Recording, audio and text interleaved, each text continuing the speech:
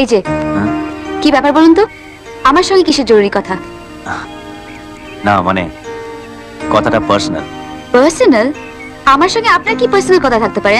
কিছুই থাকতে পারে না। আচ্ছা, আপনি কেন এরকম করছেন বলুন তো? আপনাকে তো দেখে ভদ্রলোক মনে হচ্ছে। থ্যাঙ্কস। কিসের থ্যাঙ্কস? এই যে আমাকে ভদ্রলোক বললেন। উফ, আপনি কি পাগল?